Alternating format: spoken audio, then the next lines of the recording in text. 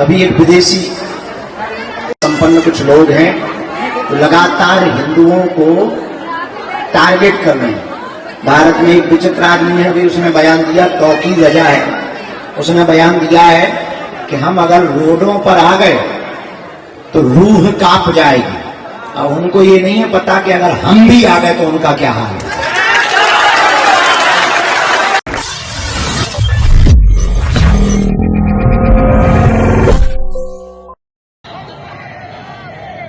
जहां आप जयपुर से चलो तो दिल्ली तक जाम होना चाहिए।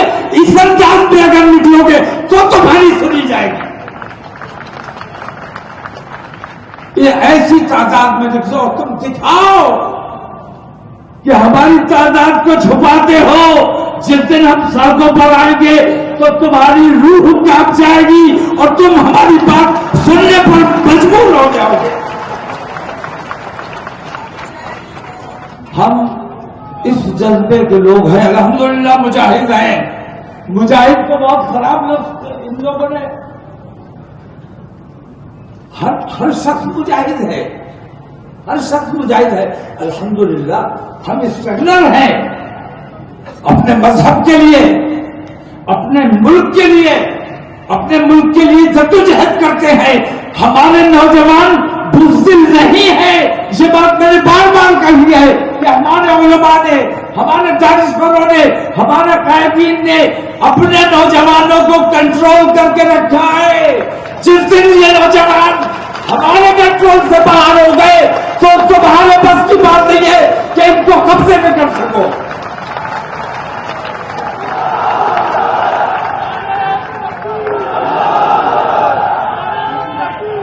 रामचंद्र भगवान की, बागेश्वर बालाजी की, दादा गुरुजी की।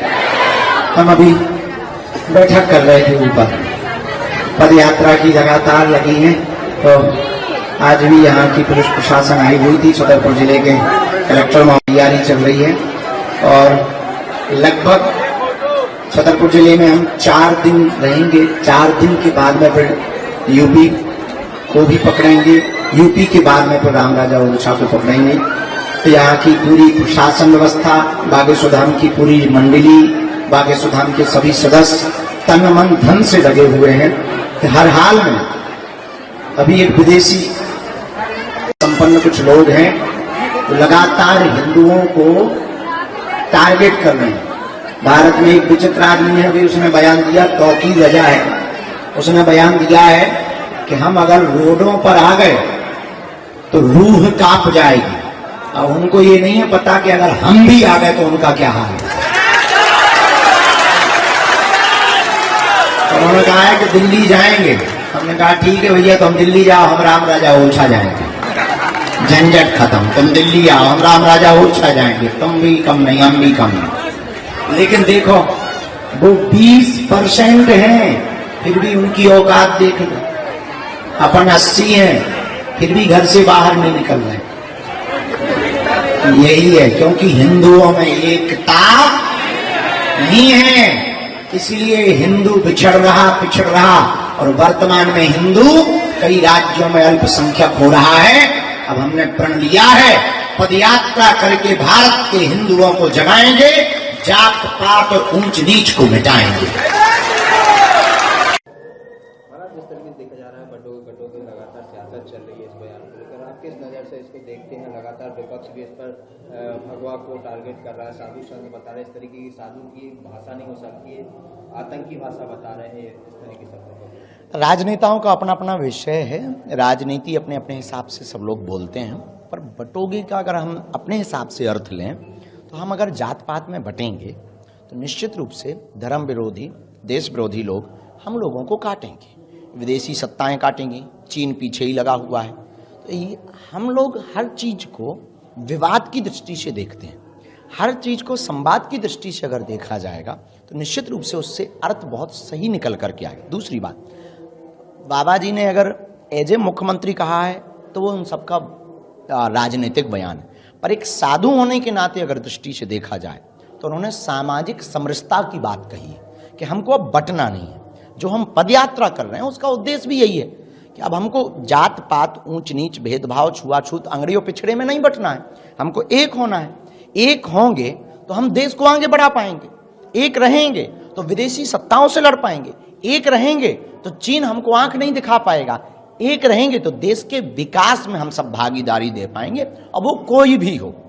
इसीलिए हम पद यात्रा कर रहे हैं। तो दूसरी बात, राजनेताओं के अपने अपने हिसाब से चलते रहते हैं, हम राजनेता तो है नहीं, हम तो आध्यात्मिक गुरु हैं। तो धर्म से संबंधित अगर आपका कोई प्रश्न हो तो पूछ सकते हैं। जिस तरह से बटोगे आपने बताया, तो कहाँ क्या लगता है आपको, ये किसी साधु की आतंकी भाषा है? नहीं, साधु की आतंकी भाषा क्यों है? वो सही कह रहे हैं।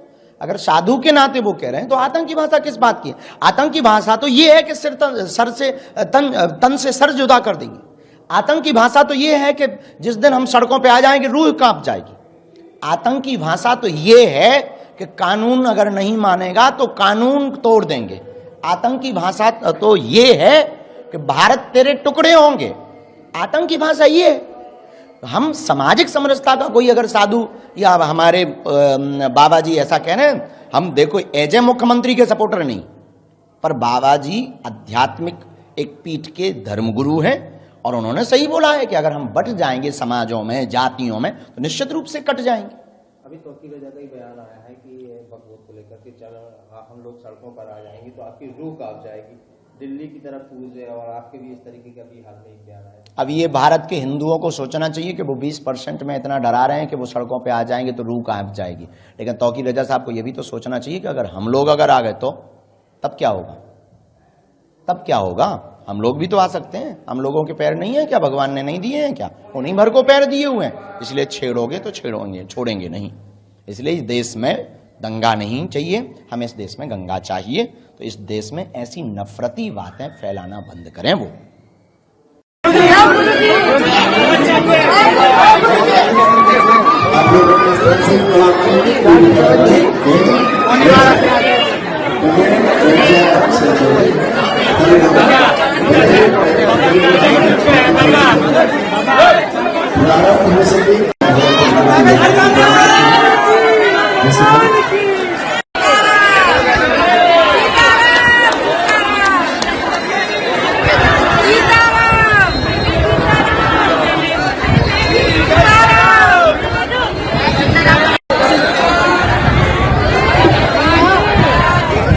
मुश्किल है।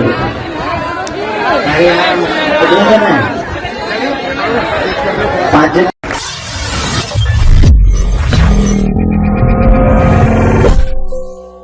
आईएमसी अध्यक्ष ने अपनी सफाई में क्या पेश किया?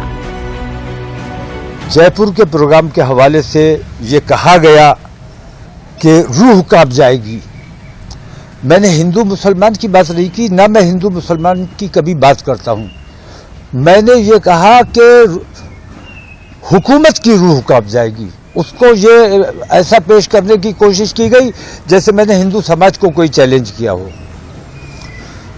इस किस्म की जो चीजें हैं, इससे हम जो काम करना चाहते हैं, देश के लिए जो हम कुर्बानी देना चाहते हैं, उसमें रखना अंदाजी होती है और हमें काम करने में दिक्कत होती है। देश दुनिया की और बड़ी खबरों के लिए देखते रहिए शब्द चक्र न्यूज।